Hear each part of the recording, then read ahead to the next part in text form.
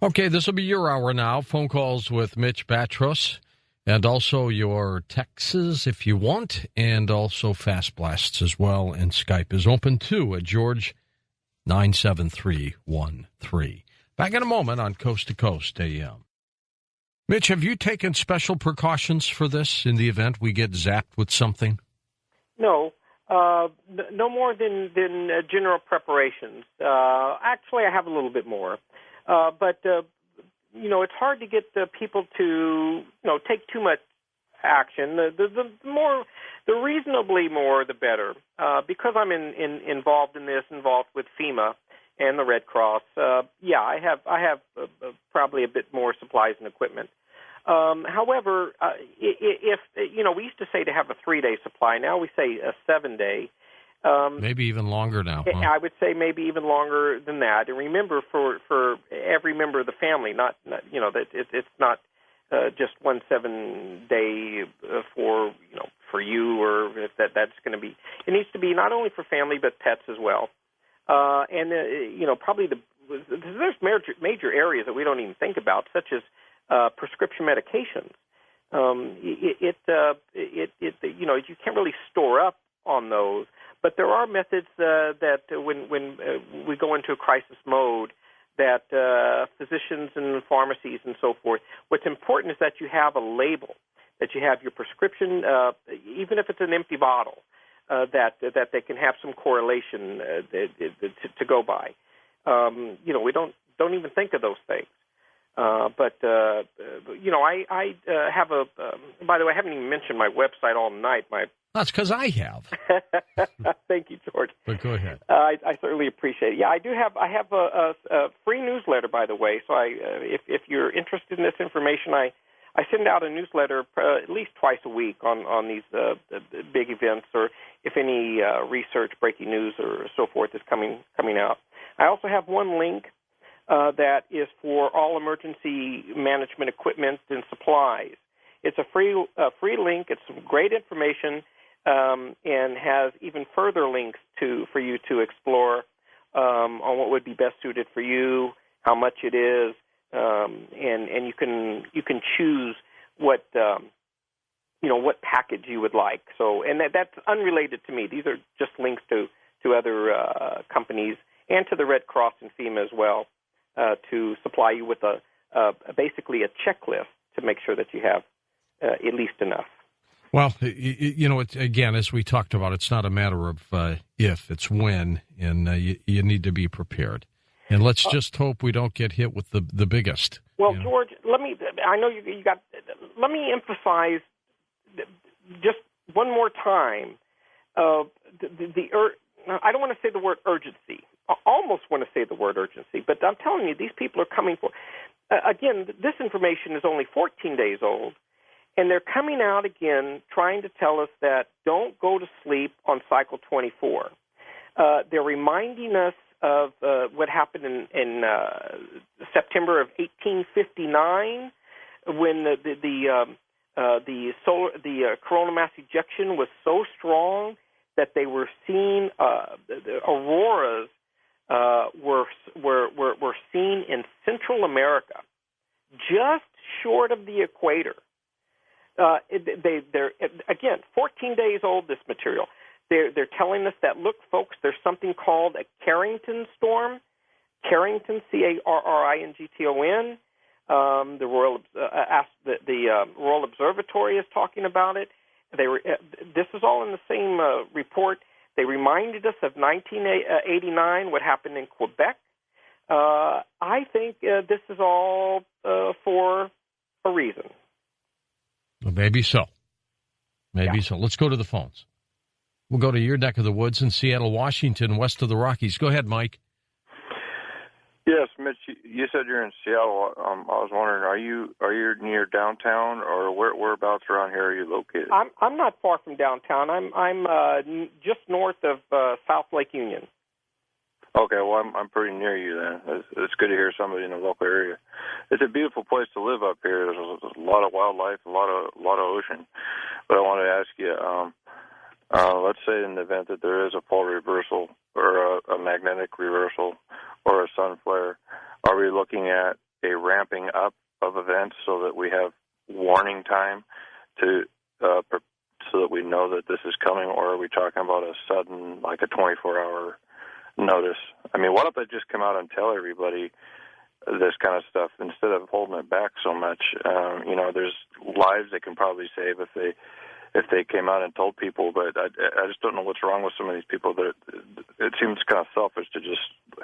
I don't think these are the elite that you've been talking to, but I guess the question is are we looking at flooding in this area in Seattle? Are you going to, if you see things start to change, are you going to head east or? Okay, I'll answer. I think I got three points out of that. Right. Yes, I very well may be moving to Texas, but having said that, the reason I'm moving is for family. My extended family is there, and I have a toddler, and we want to be closer to family. It's not because of living in the Seattle area. There's a real advantage to this area, but as you know, it's a very progressive city. Oh, it's gorgeous. And we're very much outdoors people. I mean, this is the home of REI, which is probably the world's largest, outdoor activity facility as far as clothing and hiking and tents, the whole bit. We're known as the biking capital of the United States, even with all this rain. Okay, the other question of why don't they tell us? I think it's probably now. George and I, we might have a slight not disagreement, but we come at it from 2 points. I think it's really probably the omission versus disclosure. However, I don't dismiss the greed that's involved. So it very well could be let's close the door behind you mentality. And then you had the first question, one question about the magnetic pole shift. Yeah, it will not be sudden. It will be a gradual. Matter of fact, it's a very gradual, thousands of year gradual. What they didn't know was that as it's wrapping, it's kind of like a top spinning, and as you get closer to the centrifugal point, that it's more rapid. That is what's happening, but there will be lots of time, if they choose to, preparation. Will we see it? Yes. You will see more earthquakes. You will see more volcanoes. You will see more extreme natural phenomena. All right, next up we go to Corey, driving in Ohio, east of the Rockies. Corey, go ahead. Hi, George. Hi, Mitch.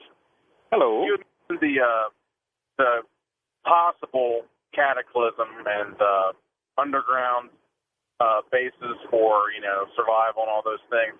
I was wondering, since it's getting so close to 2012, if you thought that the importance and I don't know, it was very, very complicated census this year. If you thought that they were putting so much importance on the census this year and making it so complicated and so in-depth to get a really detailed cross-section of who they want to put in those bunkers. Wouldn't something different? George, could you? I couldn't quite hear everything. Well, he was breaking up a little bit. Corey, one more time. Okay.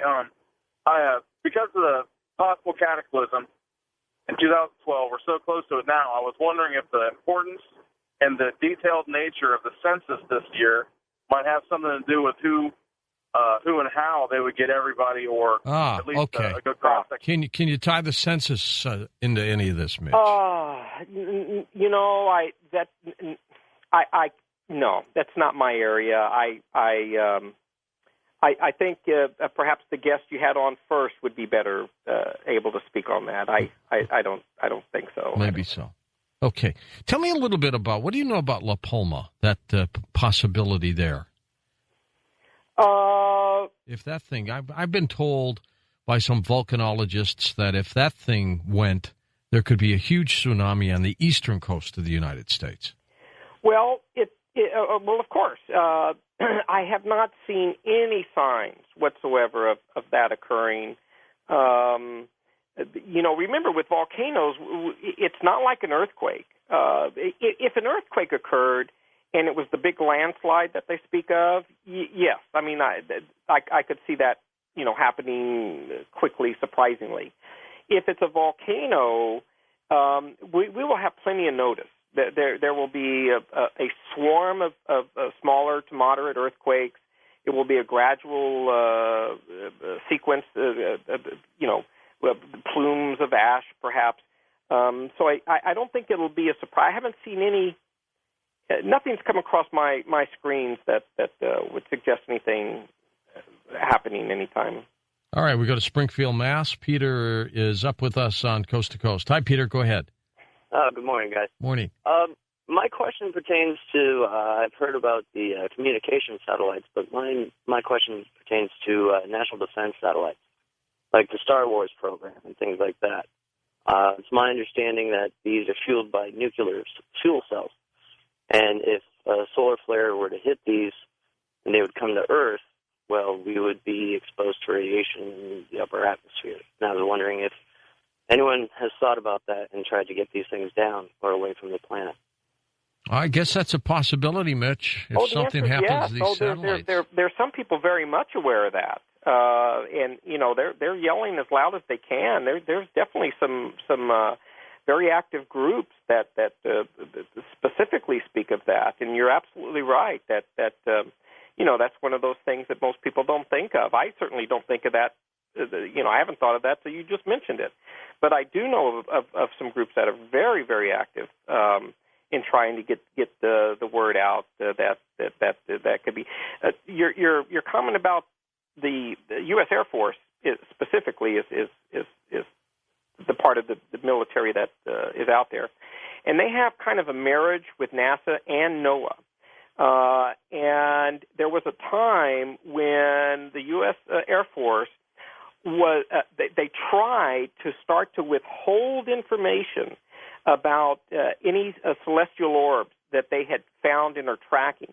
They tried to keep it away, keep some information away from astronomers. Astronomers had nothing to do with it. They came forward right away. This happened about a year ago, and said, "You want to play that game? We won't share anything with you." And the Air Force backed down. They backed off and said, "Well, we didn't mean that we're going to omit everything. We just wanted to make sure that you guys don't go screaming out there if you see an asteroid, and maybe you would that we can kind of have a little bit more organization before you disclose it to the public." Especially the amateur astronomy community had nothing to do with that. They said, "Forget it. And if you're going to try and omit any information from us, we'll do likewise, and we see more stuff than you do." And the Air Force backed off. Just like that. Yes, yes. It was amazing. It happened over a few-week period, and the astronomy, all the forums and society clubs that I belong to, it just lit up, and it was fascinating. I was really a little surprised, but and thrilled. Text message in from Tobias in Fort Wayne, Indiana, wants to know if you think there are some conspiracies within NASA. Is there information they just don't tell us? Well, yes and no. There's kind of there's a society within a society. The haves and the have-nots. The ones who know and the ones who, it's really hard to say. I guess my answer would be yes, and the way that I check that is, and when I say check it, I mean fight against that, if you will, or balance that, is with the amateur astronomy communities. I'm telling you. Now, obviously, they don't have access to the WISE or the Planck. But anything that would be coming our way, like I said, it was an amateur astronomer who saw an asteroid hit Jupiter. So I really rely heavily on that. So there's only so much that they can hide, and I believe they are, but nothing imminent, at least that I'm aware of it. All right, we go to John in Seattle on Coast to Coast. Hey, John, thanks for calling. Thank you, George and Mitch, for taking my call. I'm listening to you on KVI 570 AM. Sure thing. Mitch, I'd just like to know your opinion. 2 questions, please. Is Mount Rainier going to blow? And number 2, with all of this gobs of money disappearing from the stimulus package and all these things that are happening, is it possible the storyline behind the movie 2012 is real? And I guess I'll take my answers offline. Right. Thank you. 2012 movie. What did you think? Well, his first question about Mount Rainier is yes. The second one about 2012, the movie, no. Mount Rainier certainly is going to blow. I mean, everything does. But guess what? It'll probably be one of the last ones to go. There are absolutely no signs whatsoever of any activity at Mount Rainier. But there are so many others to watch. Mount St. Helens will go before Mount Rainier. But we're looking at Mount Adams has started to rumble pretty good. There's Three Sisters. We've got 7 volcanoes all around us. But Mount Rainier, there's no hint of any activity there. Christine from Pittsburgh wants to know if an underground bunker could survive huge volcanic activity and massive earthquakes. That's they tell me question. yes. But I mean, it's a good point. It depends on where the epicenter is. A person could be. I would assume that when they build these bunkers, that they try and find the best strategic location they can. In other words, bedrock and in an area at least that they're aware of that there's no tectonic plates around or fault zones. That's all. That's the only way. That's all I know about it. Mitch, back to the Mayans for just a moment. What happened to them? Where'd they go? Well, the same thing that happened to Chaco Canyon. They're still here. Now we call them Hondurans. We call them Guatemalans. We call them not Puerto Rico. We call them Costa Ricans. Their heritage is Mayan, but since Mesoamerica is broken up, now they're simply displaced in these countries that I just mentioned that we give them these names. But they're Mayans, and that's where they are. They're still here. They're just more displaced, obviously. And the same thing happened like the Chaco Canyon is the Anasazi are now, most of them we call Navajos. But they're all around, and they live in the pueblos, usually within 100 miles of Chaco Canyon. They're still here. They just dissipated, huh? Well, yes, they're not a collective community like they once were. I mean, they are, but a very small one. Nothing like it was, once before. But they're there. Many of them still have their language, and really all we know about mostly is when we think of Mayans today is the collection of elders. They do have a hierarchy. And there is a community, and they do call councils, but it's not a cohesive working tribe. It's not near as well as many of the Native American tribes here in America, unfortunately. Yeah, unfortunately indeed. Mitch, we're going to come back and take final phone calls with you in just a moment. Get your website out one more time, Mitch. EarthChangesMedia.com, and sign up for the free newsletter, and maybe take a look at a couple of my books. Okay. We'll be back in a moment. We'll take your final calls right here on Coast to Coast AM. On our next Coast to Coast program, Stanton Friedman, the father of modern-day ufology, joins us along with Kathleen Martin as we talk When Science Was Wrong. Should be a fascinating moment on Coast to Coast AM. Mitch, are these planetary-wide earthquakes getting more and more intense?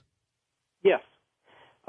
Yes. Again, answering the two questions: are there more of them, and are they larger? And the answer to both is yes. So yes, of course, there are more fatalities because population is so much greater than it once was. But factoring that in, it still is a part of an increase, and again related to the whole puzzle of a galactic,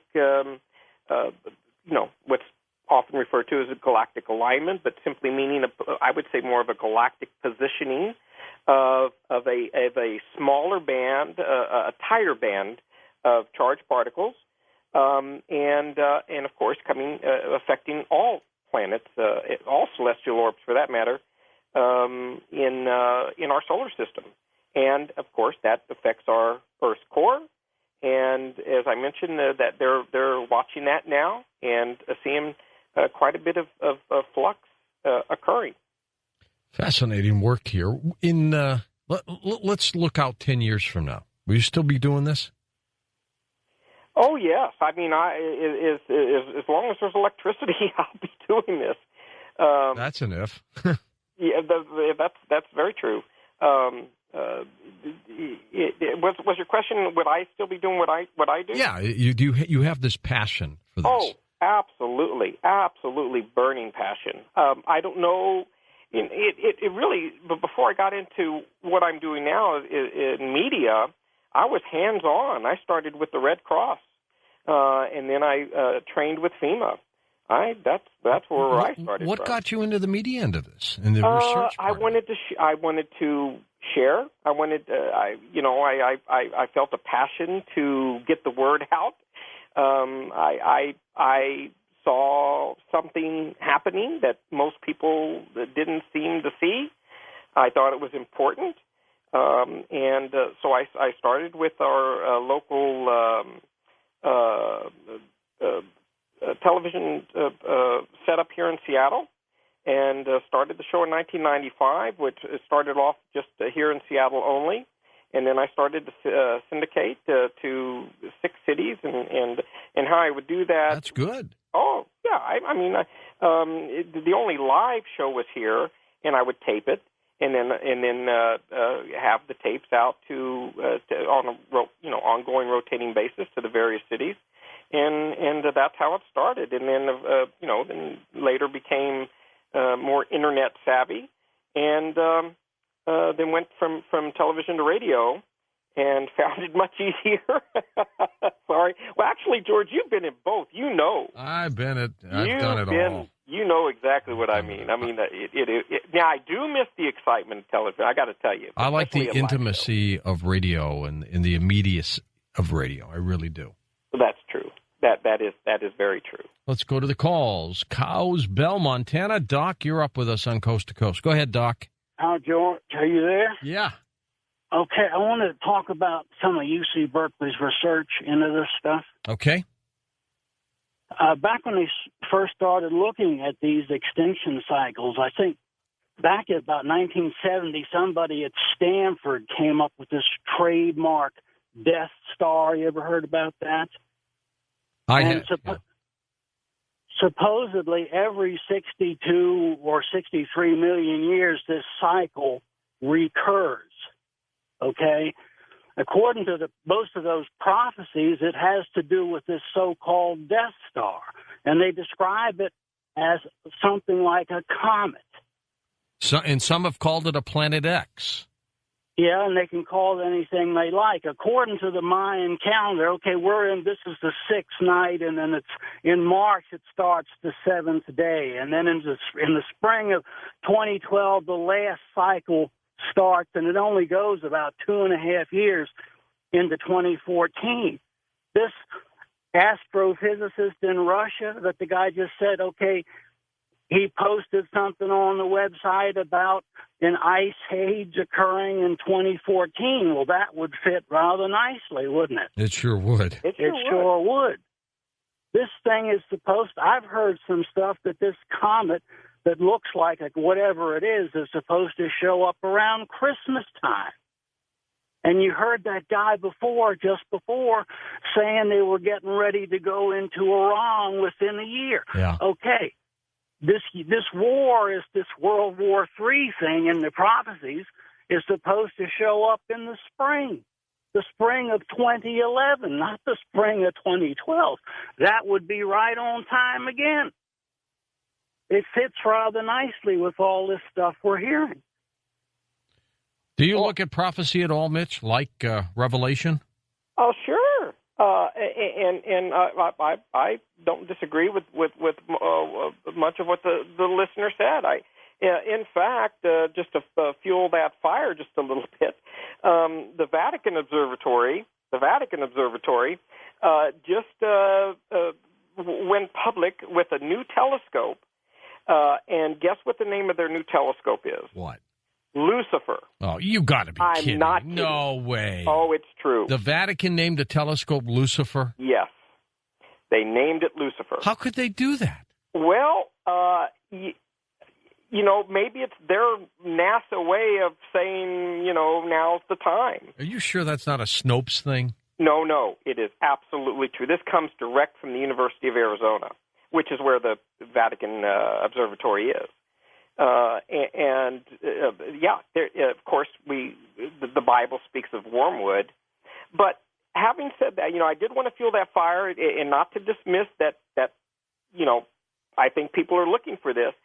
But I can also say that at least today, there's nothing that is suggesting in any type of celestial orb, asteroid, comet, minor planet, nothing is around it. There are these smaller asteroids that we talk about the day after they passed, but not a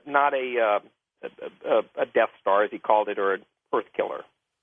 But there is one. It's George, right? Lucifer is what it's called, built by a consortium of the German institutes, and it will be followed by an identical twin instrument that will be delivered in 2012. That is 2011. Now here it says it's owned by the University of Arizona, right next to the Vatican Observatory. No, my source is showing that it's the Vatican. Well, nonetheless, it's pretty darn close. Do you see where? Are you confirming it's called Lucifer? It is called Lucifer. There's no doubt about that. It says now its next door neighbor, the Vatican's observatory's next door neighbor, is named for the devil. So there might be two observatories there or something. Oh, there are. There are two observatories there. Okay. Yeah. All right. So one maybe is the University of Arizona. But even that, why would they name it that? Well, that's a very good question. Yeah. And there was some writings about that of why on earth would they pick such a name? Crazy. Could that be some type of accident? Let's go to CJ, first time caller in Denora, Pennsylvania. Hi, CJ. Hey, how you doing, George? Okay, my friend. It's good to talk to you. Hey, got a question. Something you alluded to, or Mitch alluded to in his first hour on, kind of reminded me of something that I heard on a show back on May 22nd with Art Bell. I lost the train of thought earlier on what the exact terminology was, but he was talking. His guest that night, I believe, was Stephen Greer, and he was talking about how Stephen was talking about how his contemporaries slowly showing like a gradual shift in their opinion. I guess it was, he said, is not to seem like they missed the boat, so to speak. He raised Stephen Hawking as an issue and the Vatican's admission on ETs. And I was wondering if Mitch has any similar, any particular critics or contemporaries who he's noticing or have noticed who their opinions seem to be changing when it comes to Earth changes, to be more in line with his, so as not to miss the boat. There was a terminology that was used that night, and I can't remember what it was to describe that. Well, the answer is absolutely.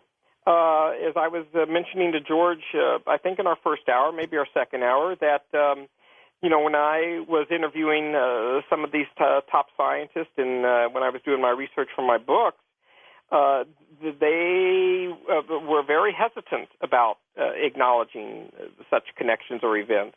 But more recently, in the last 3 to 5 years, they have become much more open to what would, as George said, taboo type things regarding Pope Paul or the Vatican and ETs, if you will.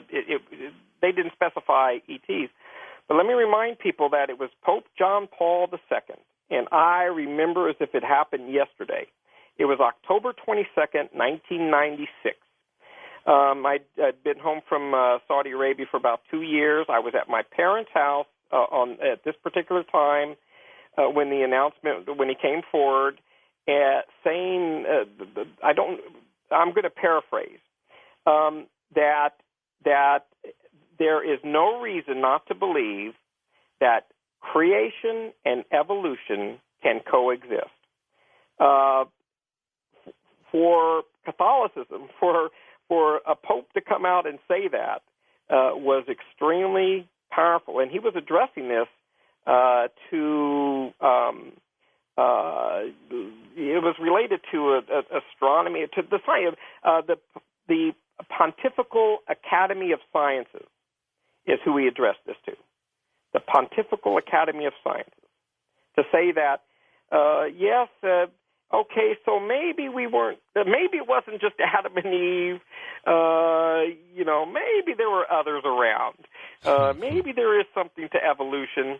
He did come short of anything extraterrestrial, but he certainly was really, came forward strongly of saying, why can't they coexist?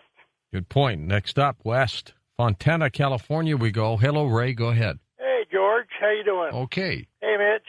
Hi. Hey, I got a question about the pole shift. Would that affect the rotation of the Earth at all? No. No. Theoretically, no. Okay. That it's not a crustal displacement as some have suggested. It's more of a magnetism. Okay. And about the north and the south, that's going to be switched. Would that affect the east and west at all? I think so, and of course, it will have a dramatic effect, I believe, on climate. All right, and also on that same issue, would the sun still rise in the east? I think it's a north-south, so I believe it. I believe it would. Okay. Well, hey, thanks for answering my questions. I appreciate it. Okay, absolutely. Have you been seeing these strange spirals in the sky, Mitch? Now there's new ones over Australia. I mean, these are weird. I don't know what that is. It's a vortex, and what's causing them? I don't know. I had some video of the one they captured over in Europe, and it was just one over Norway, yeah. Over Norway. It was fascinating. I believe they finally concluded that it was a Russian. Initially, Russia didn't admit it, but they had launched a missile, and then later came forward and said, "Okay, we did." Okay, let's go to Casey on the Skype line in Houston, Texas. Go ahead, Casey. Casey, you with us? No, there's a Skype line that just isn't working. When it works great. Tucson, Arizona. Go ahead, Steve. Hey, if the elite want to hide underground during some kind of major calamity, wouldn't they still have to deal with the 436 nuclear plants that would be melting down as they came back up above ground? Yes. I guess the short answer to that would actually, maybe I'm jumping too quick on that. I don't know enough about the nuclear facilities. I think it's very possible that certainly could be enough that they're protected enough from. Let's hope so. Yeah, from a significant meltdown. hit. Yeah. We don't need that. Mike is in Boonville, Missouri on the wild card line. Go ahead, Mike. Good evening, George, and good evening, Mitch. Hi. I'm in your neck of the woods out here. I'm kind of like centralized right here in the middle part of Missouri. Okay. And what I wanted to say is, I'll make it quick, too, is about 5 years ago when I was still truck driving before I became disabled, I had the blessings of taking a load into Independence, Missouri. George, you know where that is? Sure do. And about these bunkers that you might have questions for, I can verify they exist. I've driven my 18-wheeler with a load of lumber, and they got warehouses underneath the mountains out there. And they're like maybe 20 warehouses to one entrance. And when you go into this cave-like entrance, it then opens up inside. They got clothing stores down there. They're not stores, but they're warehouses, and food, all refrigerated. And the lumber that I delivered to was they're storing all kinds of stuff. And I said to myself, why hasn't that the public has not known about this? I can't understand. And then all of this other stuff that's taking place now, I can only know that they've been planning to save on some of all this stuff because they knew something was coming years ago. They knew this. How far back, Mitch, do you think they knew? It's hard to say. All I know is that the bunkers at the Capitol were built just after the war. I think it was the early 50s, which of course would be in alignment with the protection from nuclear attacks. But that's the only connection I'm aware of is in the 50s of the bunkers at the White House. I'm sure it's if in fact these are there, and I kind of think they are.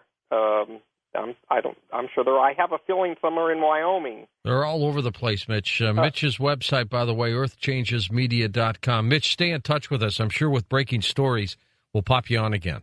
Thank you, George. It was a pleasure as always. Mitch Battros, and brings a pretty good perspective about the very unusual things going on good old planet Earth. And I think he's onto something when he talks about the tie-in of Solar Maximus and also the situation with the Mayans and the Mayan calendars. So stick around with tomorrow as Stanton Friedman joins us right here on Coast to Coast AM. For Dan Galante, Tom Danheiser, Lisa Lyon, Lex Lonehood, Sean Ladesseur, Stephanie Smith, Ross Mitchell, George Nappy, and Pundit and Art Bell, I'm George Noory. Somewhere up there on Coast to Coast AM. We'll see you on our next edition. Until then, be safe, everyone.